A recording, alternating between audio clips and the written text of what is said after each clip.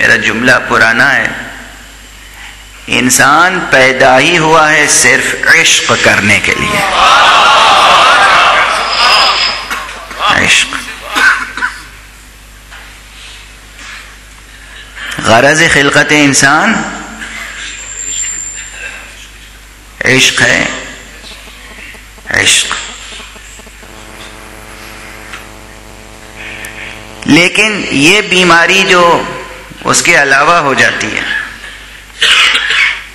یہ آیت قرآنی وہ آیت ہے کہ اگر اسے آپ اپنے ورد میں رکھیں تو انشاءاللہ کبھی دل کے بیمار نہیں ہوں گے.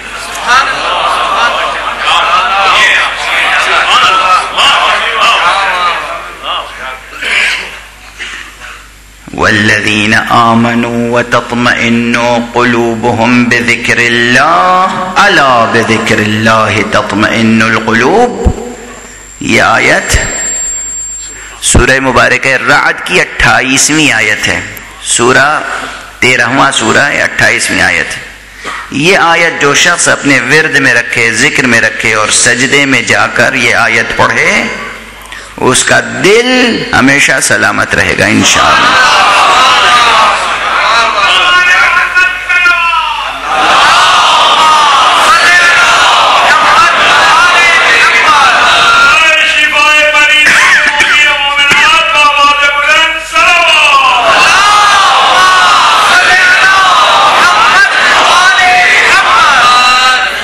میری اس گزارش کے بعد اس مجمع میں اگر کوئی کارڈیولوجسٹ ہوگا یا ہارٹ اسپیشلسٹ ہوگا تو ضرور ناراض ہوگا کہ آپ نے ایسی دوا اتنی عام کر دی.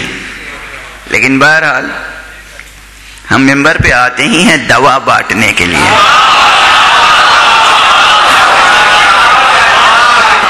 یہ ممبر یہ زندگی تقسیم کرنے کی جگہ ہے، یہ شفاعت تقسیم کرنے کی جگہ ہے، یہ دوا تقسیم کرنے کی جگہ ہے، یہ محبت تقسیم کرنے کی جگہ ہے. یہ ممبر نفرتیں تقسیم کرنے کی جگہ نہیں ہے. یہ فضائے مجلس، یہ فضائے مجلس یہاں محبتیں تقسیم ہوتی ہیں، دوا تقسیم ہوتی ہے. بہرحال ایک وجہ تو میں نے یہ ذکر کی کہ قرآن کہیں سے پڑھیے وہ ذکر آل محمد سے جڑ جاتا ہے. دوسری وجہ بھی ہے، قرآن معجزہ ہے. محمد اور آل محمد کی ذوات قدسیہ بھی مستقل معجزہ ہے. اور معجزے اور سحر میں فرق یہ ہے کہ ایک سحر دوسرے سحر کو کاٹتا ہے اور ایک معجزہ دوسرے معجزے کی تائید کرتا ہے.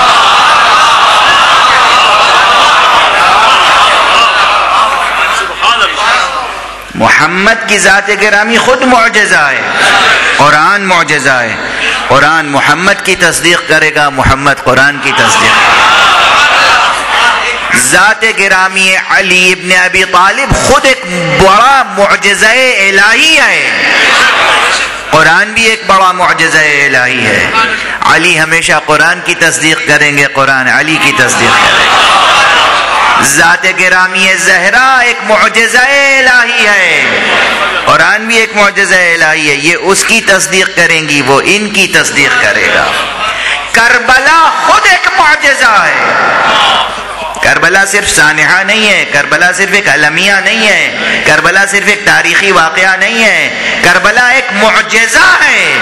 اور قرآن بھی ایک معجزہ ہے. اس لیے قرآن کربلا کی تائید کرے گا، کربلا قرآن کی تائید کرے گا. کہیں سے آپ قرآن پڑھ لیجیے، یہ دونوں ایک دوسرے سے وابستہ رہیں گے. کربلا کو بھی سمجھنا ہے تو قرآن پڑھیے، حسین کو سمجھنا ہے تو قرآن پڑھیے، حسن کو سمجھنا ہے تو قرآن پڑھیے. زہرا سلام اللہ علیہ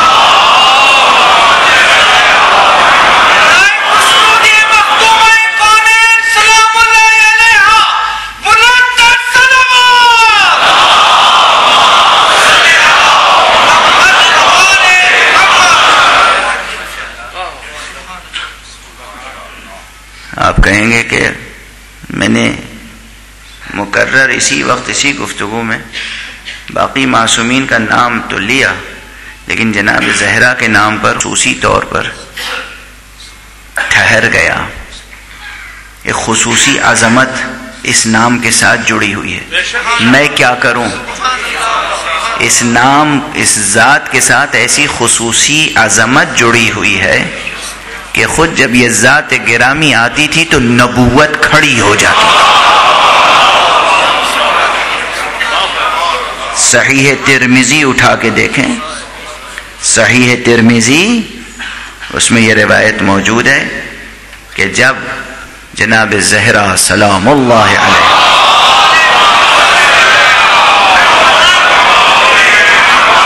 تشریف لاتی تھیں تو حضرت ختمی مرتبت اپنی جگہ سے کھڑے ہو جاتے تھے صلی اللہ علیہ وآلہ وسلم اور اپنی جگہ بٹھاتے تھے، اپنی جگہ بٹھاتے تھے. خود اپنی جگہ سے ذرا ہٹ کے بیٹھ جاتے تھے، اپنی جگہ بٹھاتے تھے. یہ عظمت، معجزہ ہے ان کی ذات، معجزہ. تو یہ رشتہ ہے ان ذوات مقدسہ. ان کو پہچاننا ہو تو قرآن سے ہی پہچانیے، کسی بشر کے کلام سے مت پہچانیے. عجیب انداز سے گفتگو آگے بڑھ رہی ہے بے اختیار. بتاؤں، اب درمیان میں آ گئی ہے بات تو عرض کرتا چلوں. جناب زہرا کا نام قرآن میں کیا ہے بتاؤں؟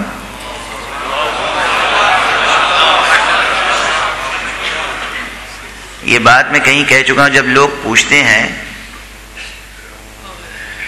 کہ قرآن میں آپ حضرات اتنا ولایت علی پہ زور دیتے ہیں، امامت علی پہ زور دیتے ہیں، قرآن میں صراحتاً نام علی کیوں نہیں ہے؟ تو اس کا جواب میں بتا چکا ہوں آپ کو. جو یہ کہے کیوں نہیں ہے اس سے فوراً کہیے پوری جرأت علمی کے ساتھ، کیا کہا؟ کیوں نہیں ہے؟ یہ بتاؤ کہاں نہیں ہے.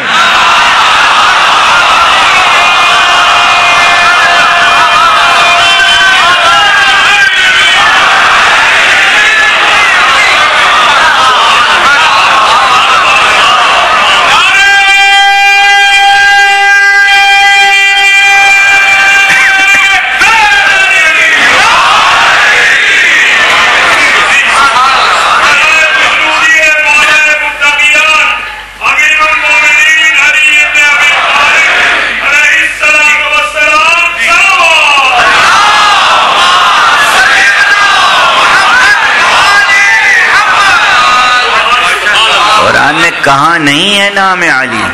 اولاً تو ابھی میں نے چند فقروں سے پہلے چند جملے قبل جو میں نے عرض کیے، پورا قرآن نام علی ہے، پورا قرآن نام علی ہے. یہ لکھا ہوا قرآن نام علی ہے. ذات علی عین قرآن ہے. اس سے ہٹ کر سورہ حمد سے لے کر آخر تک کوئی سورہ ایسا نہیں ہے جس میں کسی نہ کسی عنوان سے نام علی موجود نہ ہو. سورہ حمد میں تو 2 مرتبہ نام علی ہے. بسم اللہ کی بے نام علی ہے.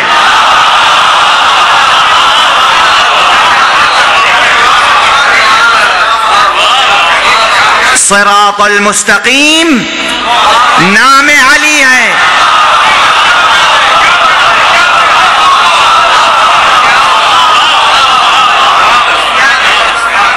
اس کے علاوہ بھی کہیں علی کو امام مبین کہا گیا، کہیں علی کو صراط مستقیم کہا گیا، کہیں علی کو ایمان کہا گیا، کہیں علی کو اذان کہا گیا، کہیں علی کو انسان کہا گیا، کہیں علی کو امام کہا گیا. مختلف نام علی ابن ابی طالب کے قرآن مجید میں جا بجا بکھرے ہوئے ہیں. اور جس سورے میں بسم اللہ نہیں ہے اس سورے میں علی کا نام اذن اللہ رکھا گیا.